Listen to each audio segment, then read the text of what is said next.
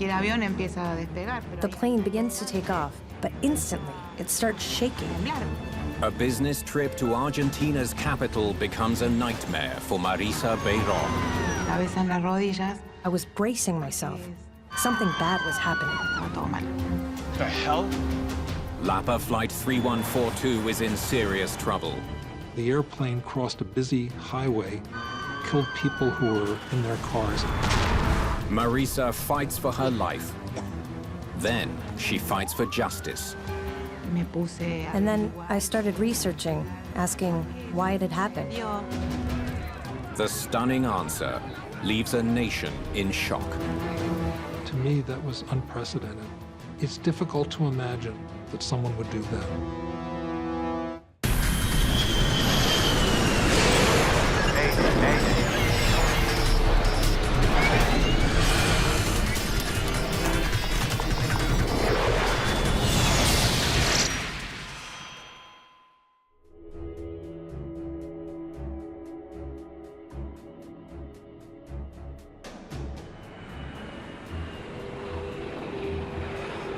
It's 8:30 p.m. at Jorge Newbery Airfield in Buenos Aires, Argentina.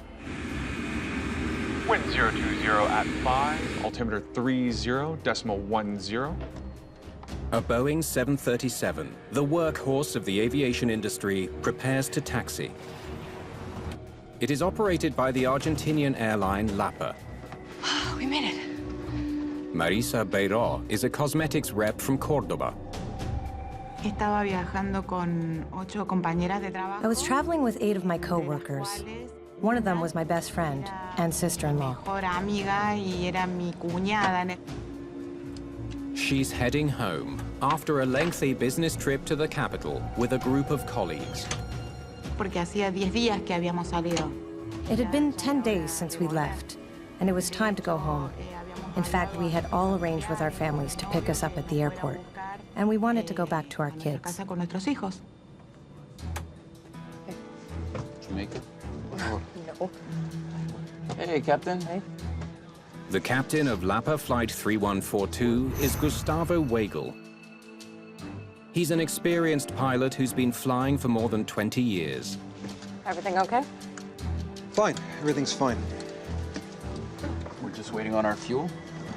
First Officer Luis Echeverri has logged more than 500 hours in the 737. The total fuel required, 8,500 kilograms to be transferred to the wings. Tonight's flight is a short one, 400 miles west from Buenos Aires to the city of Córdoba. Time in the air should be a little over an hour.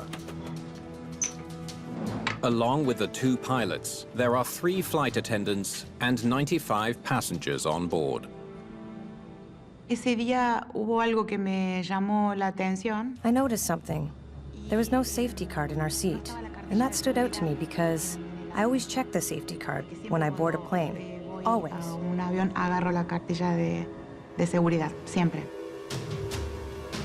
In 1999, the airline business in Argentina is booming. Industry deregulation 5 years earlier has led to rapid growth for budget airlines like LAPA. 135, turn right, heading 060, descend and maintain 5,000, slow to 220 knots and hold. Come on. Come on. It's best to understand LAPA as a low-cost carrier making considerable inroads into a transportation system in a very large country that needed airline transportation. Astral 236, you're next in line for takeoff. Please proceed to runway and hold. In Argentina, the commercial airline industry is run by the military. The Air Force defense program was responsible for both civilian and military aviation. Before start checklist. Before start checklist. First Officer Echeverri oversees some last-minute procedures. Cockpit preparations? Completed. The flight attendants prepare the cabin for takeoff. Habíamos comprado un par de revistas de la We bought some gossip magazines for the flight. Some of the girls were flying for the first time, so I gave them chewing gum for the air pressure on the plane. We were just flipping through magazines, very relaxed. Y estábamos hojeando una revista de farándula, muy tranquilas. Ready to taxi 3142. 3142, ready to taxi Charlie 5 to runway 13. Charlie 5 to 13. Jorge Newbery is a single runway airport, and tonight departures are running a little behind schedule. You have an experienced crew in the cabin. Please let them know if there's anything they can do to make your flight more comfortable. On behalf of First Officer Echeverri and myself, we hope you have an enjoyable flight. You guys should come for dinner in Cordoba. That sounds good. What should we bring? You can bring the ice cream. The relationship between the crew seemed to be very close. It appeared that they had known each other for a while, and that beyond being co-workers, they were friends. I was sitting near the door, and I noticed the door was half open. The cockpit door is usually completely closed. Well, not this time. You know, we're seconds away. You should probably get back there and strap in. All right, guys. It's been a pleasure. See you soon. Hurry, hurry.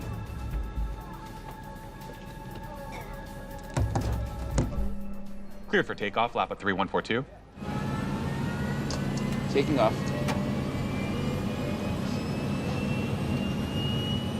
The airplane is on the runway, accelerating, getting faster. You know, when you can feel how the airplane is getting the amount of velocity necessary for takeoff.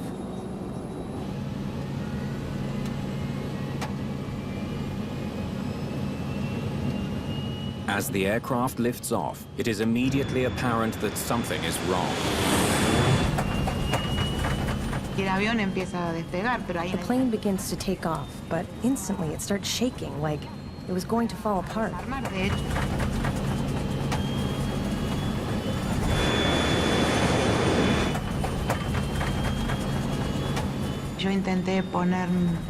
Something bad was happening.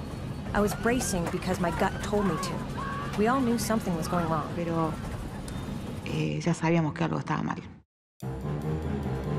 What the hell? Hurtling forward at 160 knots, the 737 slams violently back to the ground.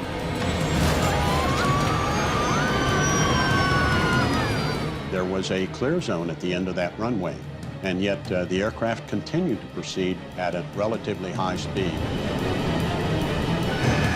They're now headed straight for a busy highway and an industrial gas plant. Stop, stop, stop, stop. It was very quick. I just looked at my friends and I braced my head. No.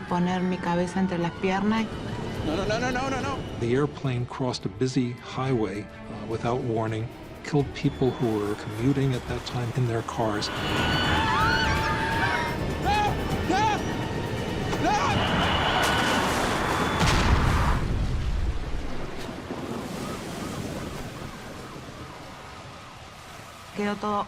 Everything went dark. Literally all dark. It was like the people around me were no longer there. I was squeezed between the front seat and the seat behind me that got pushed forward. I could feel extreme heat all around me. I was suffocating. And I needed to get out, but I couldn't release my seatbelt.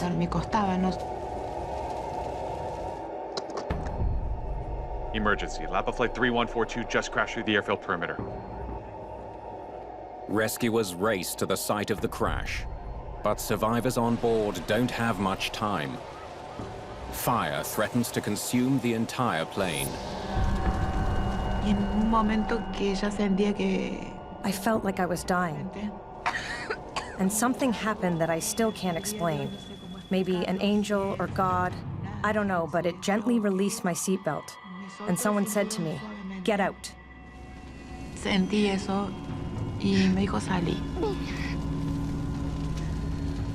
As Marisa struggles to escape, she sees that none of her friends have survived.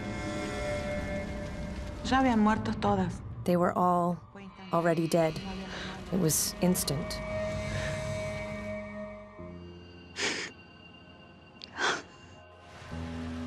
Though badly injured, Marisa is one of the lucky ones.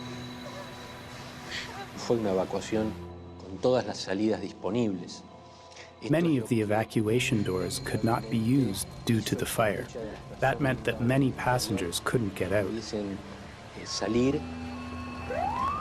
The plane was fully engulfed. People were screaming for help. I went in and got 4 of them with some help, but I saw the bodies burning. It was terrible. The crash has killed 60 passengers, 3 crew members, and 2 motorists. It's a disaster unlike anything Buenos Aires has seen before. It was a major calamity. It involved automobiles, it involved a natural gas regulating plant. There had been a major sustaining fire, so it was a major disaster scene.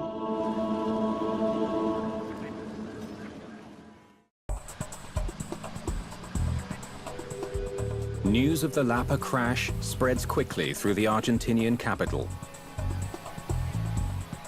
Because they live and work in Buenos Aires, members of the nation's accident investigation unit are on the scene in minutes, getting a rare glimpse of the immediate aftermath. It's a lot of smoke, hard to see anything. Horacio La Rosa is a senior investigator. Uno trata de enfocarse en su trabajo y They try to focus on the job and look for details that later on could be harder to find, once the rescue teams have finished their work. So you have to be paying attention to details and make sure nothing slips. no se escapara nada y Fue mi primera experiencia con un accidente mayor. This was my first experience with a big accident. Even though we were trained and we were prepared for this type of situation, it's something else to see a catastrophe with so much movement of ambulances, wounded people, police, and all the rest. It was very complicated.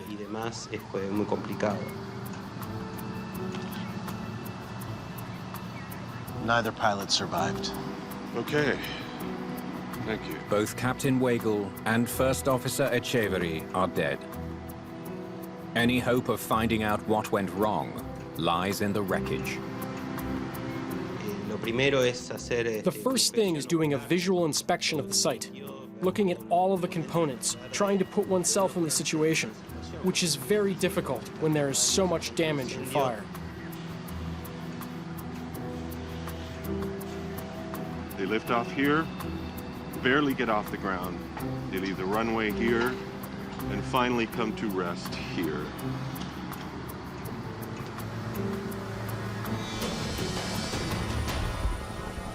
Because the destroyed aircraft was American-made, the U.S. National Transportation Safety Board sends a team to assist the Argentines. Whatever you need, we're here to help. I was the accredited representative from the United States to the official investigation. Rodrigo? It's a case where there was just a tremendous amount of public concern and a great deal of encouragement to try to solve this definitively and quickly. In any takeoff accident, you're looking at a variety of factors. Some of them relate to engine power. Were the engines producing a proper amount of power? Cuando uno observa los motores luego de un accidente, When you look at the engines after an accident, there are very clear signs that show if the engine was functioning or not. funcionamiento o no. Look there, and there. Looks like these blades are spinning. The type of damage sustained by the rotor blades tells investigators that the engines were working normally when they hit the ground. There was no engine failure. Well, would you look at this? But something else related to the engines raises an immediate red flag. One of the plane's thrust reversers is deployed. I recall vividly the doors on that thrust reverser appeared to be open. Thrust reversers are only supposed to deploy on landing. They help slow the plane down by redirecting engine exhaust. There are doors that drop down into the exhaust plume, kind of like a reverse gear in a way that's pushing against the forward motion. If a reverser were to deploy on takeoff, It could cause a catastrophic thrust imbalance. So we were very concerned about how those thrust reversers had ended up in that position. Look here. The flaps aren't extended. Investigators study the wings of the downed plane and soon make another discovery. Sí pude observar.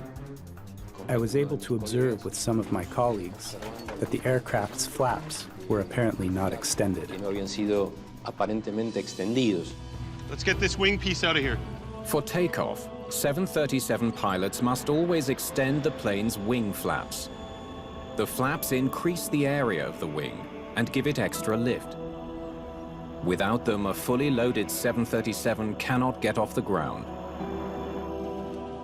Investigators need to determine how the flaps ended up in this position. Did they retract during the crash? Or were they not deployed in the first place?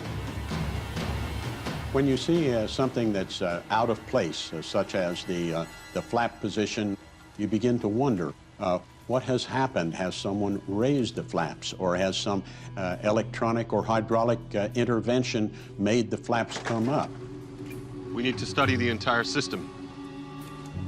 Entonces había que juntar la evidencia. So we had to collect all the evidence, observe everything we could, and try to prove what happened. Suficiente y probarlo. With both the reverser doors and the flaps needing more intensive study, the team focuses on searching for the plane's black boxes. The importance of flight recorders in accident investigation cannot be overemphasized. They are often the most central pieces of evidence in an investigation. It's not long before they track them down. But there's a problem. Like the thrust reversers, both recorders are badly damaged, and there's no facility in Argentina equipped to analyze them. They need to go to Washington, 5,200 miles north. It will cost the investigation valuable time. There was a good deal of pressure to get back the cockpit voice recorder and the flight recorder information in a timely way. We had to reassure the public and reassure the media that the investigation was proceeding and was being done quickly. For now, they're left with one or two intriguing clues and a nation that's demanding answers about why LAPA Flight 3142 ended in tragedy.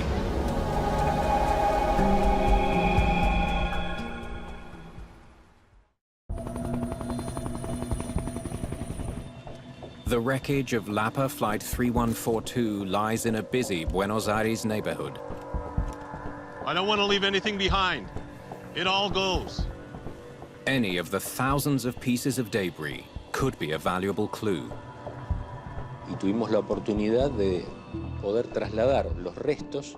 We needed to move the remains to a hangar where we could spread out all the mechanisms and take detailed pictures, and also collect data from the remaining instruments. De los instrumentos que quedaban. At the same time, investigators wonder what the air traffic controller can tell them about the fatal takeoff attempt. Anything out of the ordinary that you can remember? There was a bit of a delay. We were pretty backed up. These are all the takeoffs that night. They learned that Flight 3142 didn't take off on time. The controller also reveals that the LAPA crew's radio calls were unusual. Cleared for takeoff, LAPA 3142. Taking off. The first officer sometimes failed to repeat instructions or to give the flight's call sign. Well, if you can think of anything else, please give me a call. Sure. Unfortunately for investigators, the controller can't give them much new information to go on. Why the LAPA flight went so horribly wrong is still a mystery.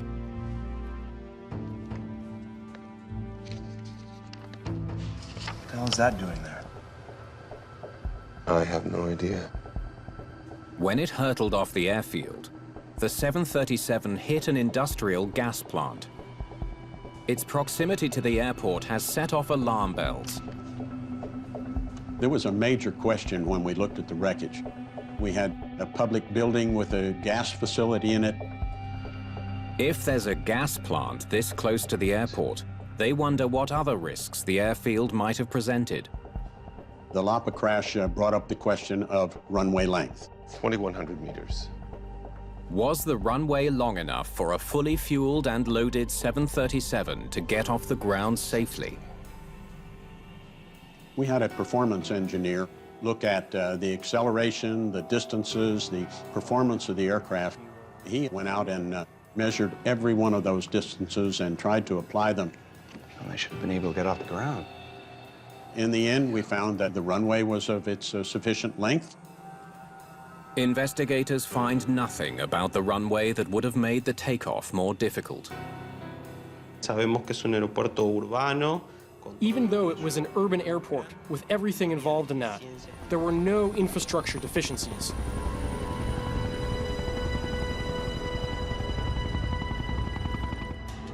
The team presses on in the search for clues. Okay, let's start with the most obvious. Thrust reversers?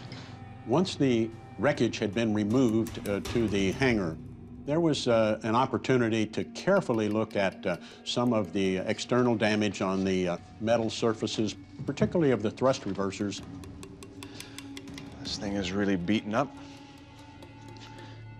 They find damage on the thrust reverser that doesn't seem to have come from impact with the ground.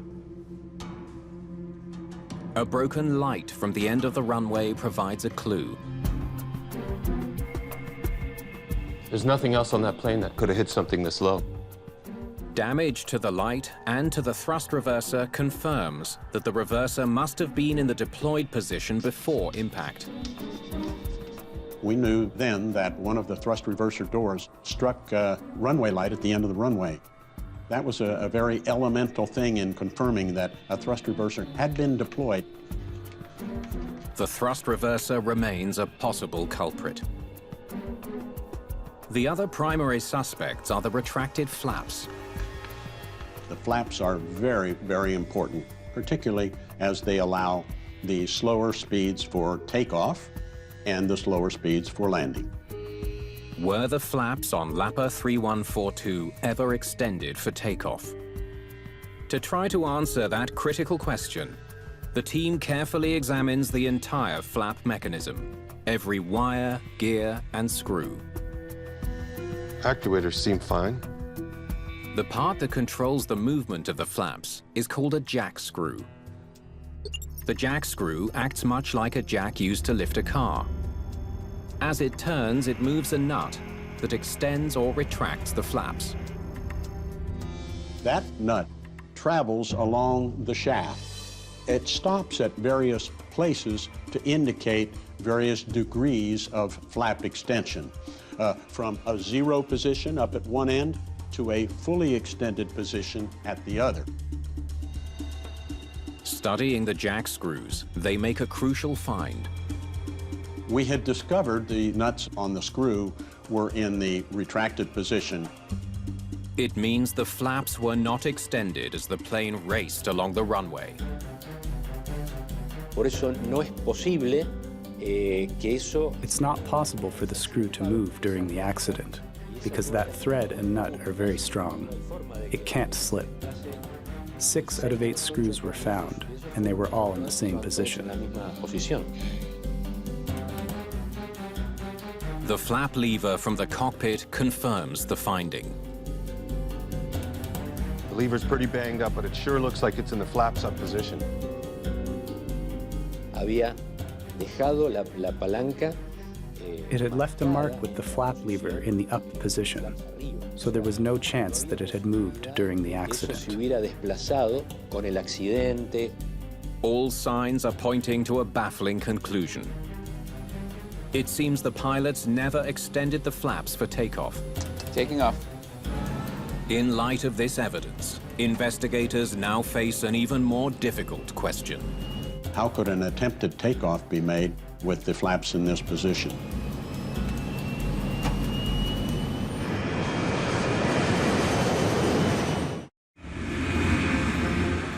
The 737 cockpit is equipped with systems designed to prevent pilots from attempting to take off without first extending the wing flaps. Approaching runway 13, LAPA 3142. Investigators now wonder, did those systems somehow fail on Flight 3142? They examine a cockpit indicator that lights up once the flaps are properly extended for takeoff. Perhaps the lights malfunctioned. If they came on while the flaps were still retracted, that may have fatally misled the pilots. In order to understand how this might have happened, we had to do a lot of analysis. When a light is off, the filament is cold and brittle. In a crash, impact forces usually break cold filaments. But a hot filament from a burning light can stretch instead. The tiny bulb soon provides an important clue. The filament is broken. They weren't seeing any flap lights. The light bulb filaments were analyzed, and we found that they had been off. Taking off. The flap indicator did not malfunction. The lights never came on because the flaps were never extended. But the pilots, for some reason, began their takeoff roll anyway.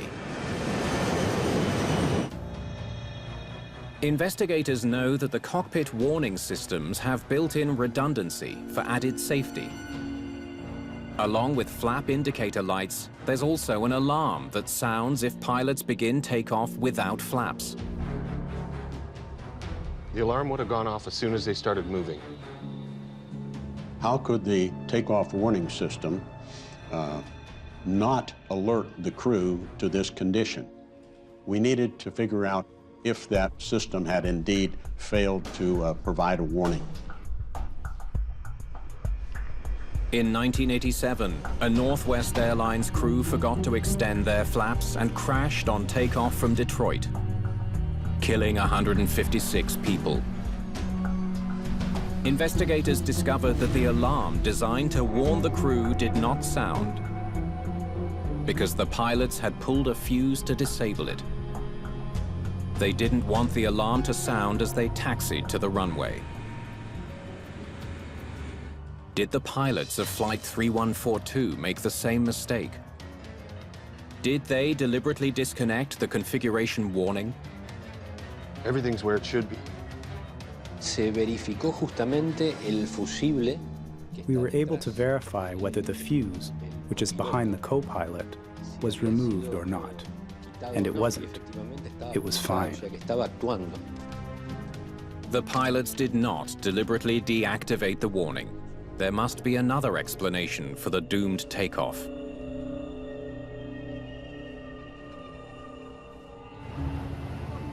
Meanwhile, across Argentina, frustration at the lack of answers about the crash continues to grow. It was a major disaster for them, and they really hadn't had something like that ever before. Yo creo que sí. Sí, señor. Sí, estaba con mucho pánico, ¿eh? Por supuesto que cuando llega a la casa y enciende la televisión. When you get home and turn on the TV, the accident is all they're talking about. But you have to keep your professionalism and try not to be influenced by anything that is said in the media. El sistema entró a partir del accidente de LAPA, del avión de LAPA, en un cierto colapso. Can we get the FDR data on the screen? Finally, the crucial black box data arrives from Washington. Investigators hope it can tell them precisely what was happening as Flight 3142 attempted to lift off. Great. Let's go to the flap positions and engine performance. The flight data recorder recorded 10 parameters from the 11 expected. Like we thought, no flaps. The data confirms their earlier findings. That was one of the most important parameters. The flaps were at 0 during the whole time on the runway. No issues with the engine performance? When we looked at the engine pressure ratios, the EPRs, it just further confirmed the idea that there had been a normal attempted takeoff. The FDR doesn't indicate whether the thrust reversers were deployed or not, but the engine power data provides a strong indication. Looks like the reversers were deployed here. When the thrust reverser is deployed, pilots also increase engine thrust to maximize stopping power and slow the plane. The data suggests that at the last moment, in an effort to avert disaster, the pilots deployed their thrust reversers and increased thrust. The EPR came up, and then the EPR came down. Very clear. And then it came back up again, most assuredly by thrust reverse. Back to full data, please.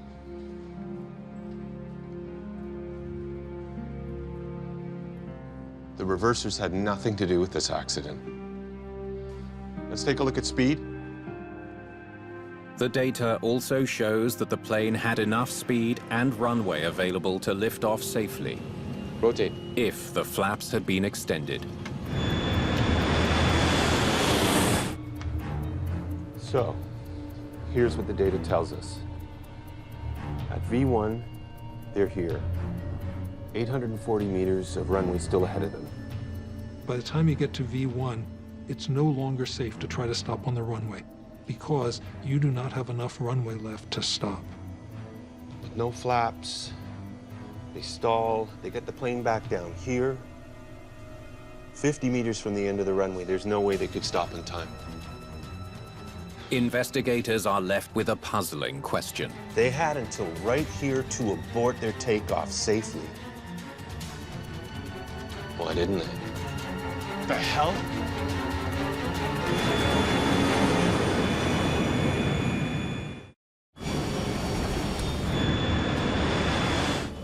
Why an experienced cockpit crew attempted to take off without first extending their wing flaps is the troubling question at the heart of the LAPA 3142 investigation.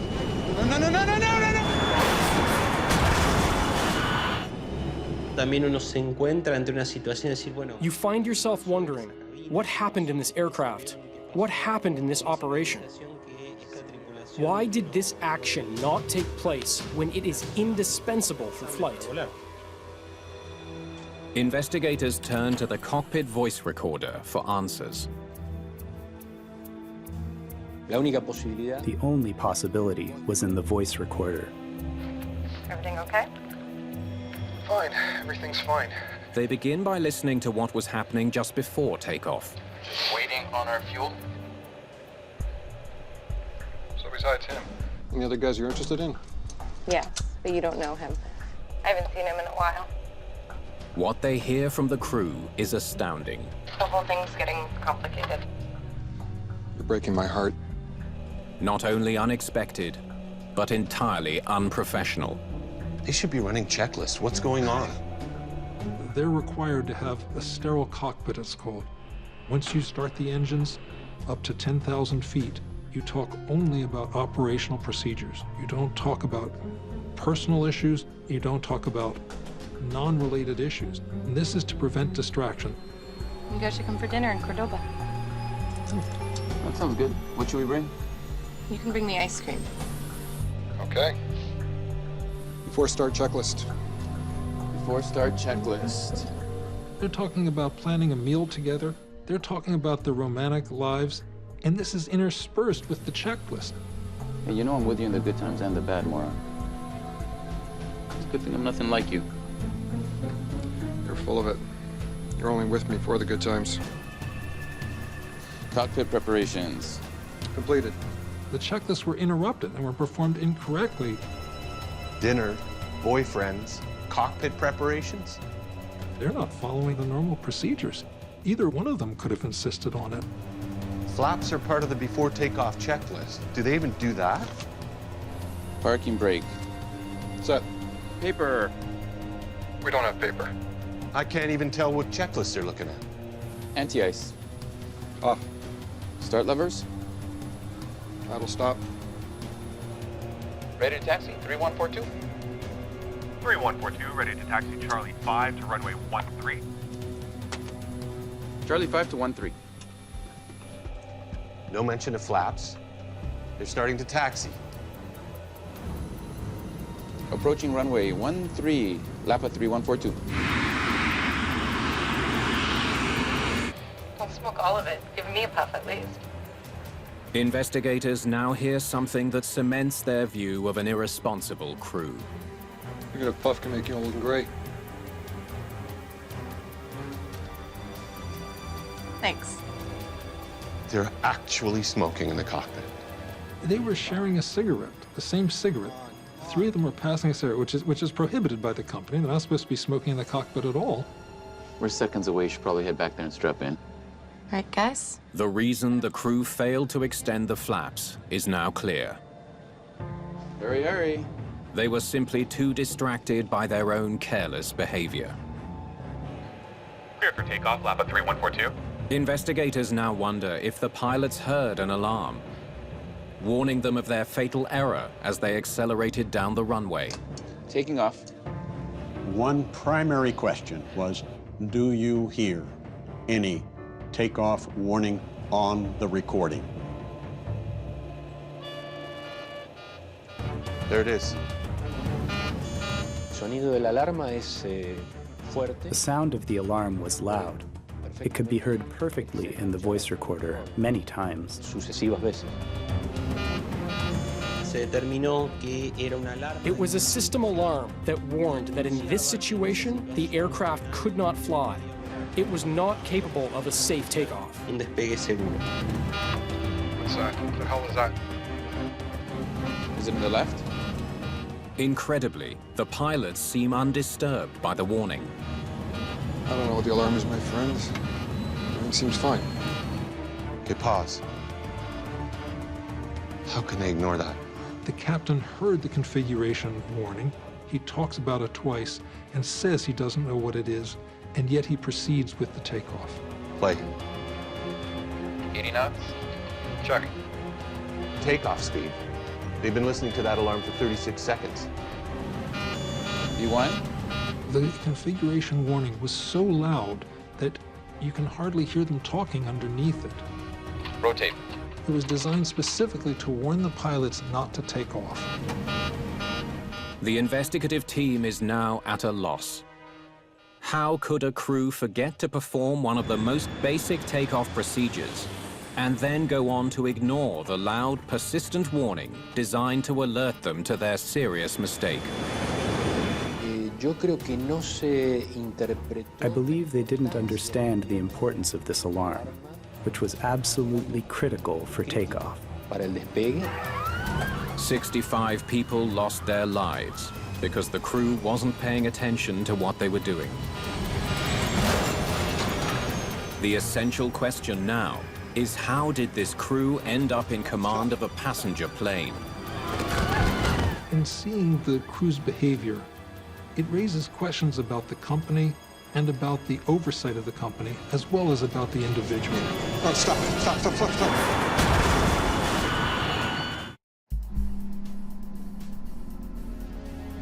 What kind of pilot was this guy?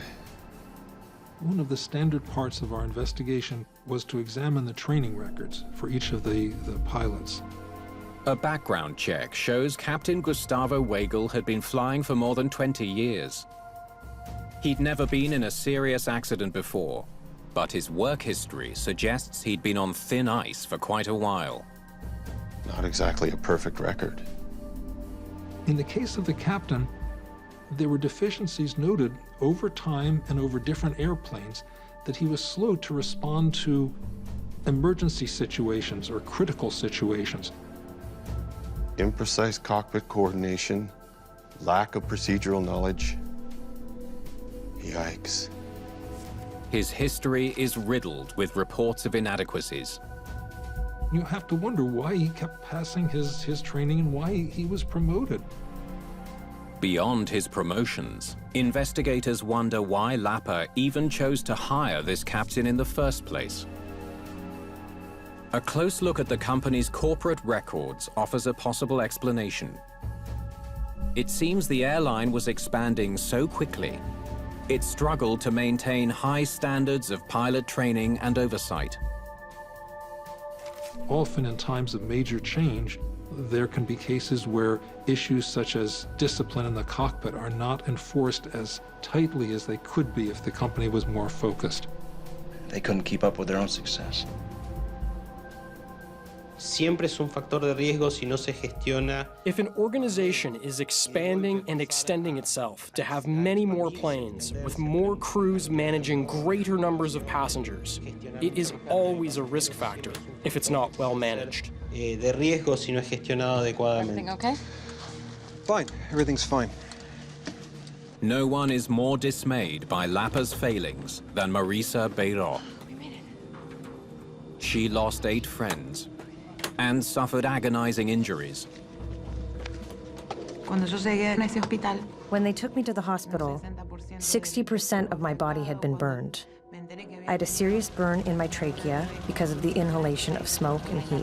de esas cosas y yo por hoy no tengo nada y Today, you'd never know it looking at me.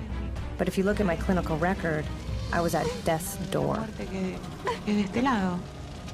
Primeros 5 meses de que estuve internada. For the first 5 months that I was in hospital, I was not allowed to talk, hear, or watch any news about the crash. Then I started researching, following the investigative reports, finding out more about the pilot's life. I started asking why it happened. El piloto, si no estaba en regla, ¿por qué eso sucedió? When she finally learns the cause of all her pain, Marisa is horrified. La alarma sonó y avisaba. If the alarm went off and it warned that the flaps weren't configured, why didn't they do something? Hicieron algo. For their lack of proper oversight, 6 former LAPA managers faced charges of criminal negligence causing death. Marisa advocates on behalf of the victims. A 103 yo venía con 8 amigas que murieron todas. In the end, no one goes to prison. Y ahora y siempre. My friends couldn't defend themselves in that moment. I put myself in their place in trying to defend such injustice. No. No, stop. With anger, with rage, wishing I could get an explanation. Why? ¿Por qué?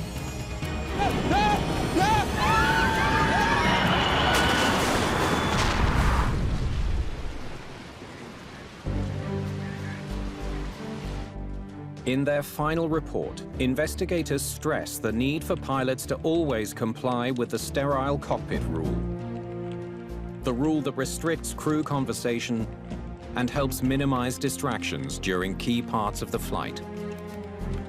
They also call for better pilot training to ensure crews can recognize and respond to cockpit alarms. In the past 2 decades, Argentina has made great strides in improving aviation safety. In the big picture of things, the LAPA crash was the initiator of the aeronautical progress that has been made in Argentina. Es el objetivo final de cualquier investigación. The final objective of any investigation is to improve the system. That's what accident investigations do. There is always a lesson to be learned and communicated in order to improve air safety.